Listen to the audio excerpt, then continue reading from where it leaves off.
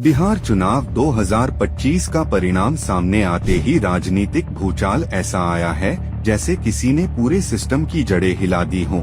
और सबसे बड़ा सवाल अब यही उठ रहा है कि क्या मुख्य चुनाव आयुक्त ज्ञानेश कुमार का पूरा खेल आखिरकार उजागर हो गया है?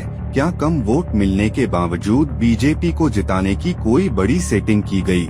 क्या महागठबंधन ने नतीजों को मानने से साफ इनकार कर दिया है? और क्या तेजस्वी यादव के सभी विधायक इस्तीफा देने की तैयारी कर रहे हैं? यह विवाद अब सिर्फ चुनाव तक सीमित नहीं बल्कि पूरे लोकतंत्र की साख के केंद्र में आ चुका है। बिहार के नतीजे आने के साथ ही सोशल मीडिया से लेकर राष्ट्रीय राजनीति तक एक ही नाम गूंजने लगा, ज्ञानेश कुमार, वह अधिकारी जिन्हें एनडीए की जीत का अदृश्य हीरो बताया जाने लगा है।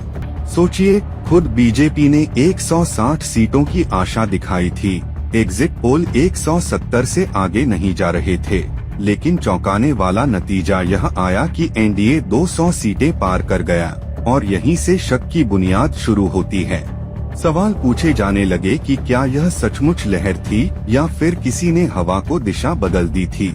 इसी बीच सबसे चौंकाने वाली रिपोर्ट सामने आई कि पूरे बिहार में राजद को बीजेपी से लगभग 15 लाख ज्यादा वोट मिले। राजद को 23% और बीजेपी को सिर्फ 20.08% वोट, लेकिन सीटें बिल्कुल उल्टी, बीजेपी 89 पर और राजद सिर्फ 25 पर। यह गणित किसी भी सामान्य चुनाव में संभव नहीं दिखता और यहीं से चुनाव आयोग पर गंभीर सवाल उठने लगे।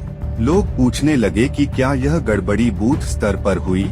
क्या स्ट्रांग रूम के बार बार बंद होते कैमरों में कोई राज छिपा था? क्या फॉर्म 17C के आंकड़ों में गड़बड़ी हुई या फिर यह पूरा खेल इंजीनियरिंग का मास्टर क्लास था? उधर विपक्ष के भीतर बैठकों का दौर तेज हो गया और सूत्रों ने दावा कर दिया कि महागठबंधन के सभी जीते हुए विधायक इस्तीफा देने की तैयारी में हैं। अगर ऐसा हुआ तो यह भारतीय राजनीति में पहली बार होगा कि कोई विपक्ष पूरा विधानसभा खाली करके चुनाव आयोग को खुली चुनौती दे।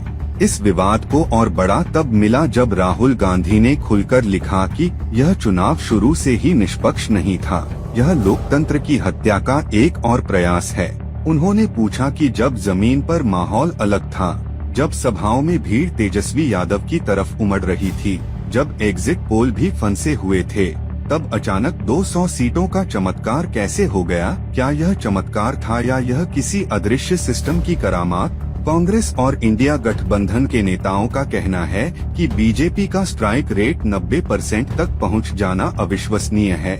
1984 में कांग्रेस की सबसे बड़ी लहर भी इतना स्ट्राइक रेट नहीं ला सकी थी, तो फिर यह कौन सी सुपर लहर है जो किसी को दिखी ही नहीं? यही कारण है कि अब पूरे चुनावी डेटा की जांच की मांग हो रही है। फॉर्म 17C, बूथवार वोटिंग, स्ट्रांग रूम रिकॉर्ड, सब कुछ खंगाला जाने वाला है। विपक्ष कह रहा है कि यह लड़ाई अब सिर्फ सीटों की नहीं बल्कि लोकतंत्र को बचाने की लड़ाई है। बिहार में ये परिणाम एक ऐसे तूफान की तरह आए हैं जिसने पूरे राजनीतिक माहौल को अविश्वास, क्रोध और शक की आग में डाल दिया है। जनता पूछ रही है कि क्या अब वोट सिर्फ प्रतीक रह गया है और फैसला कोई और करता है? क्या यह चुनाव है या फिर एक मैनेज्ड शो? क्या यह नतीजे चुनाव आयोग के नहीं बल्कि किसी तीसरी ताकत के लिखे हुए हैं? उधर सत्ता पक्ष इस मुद्दे पर चुप है और उनकी खामोशी भी विपक्ष के शक को और बढ़ा रही है।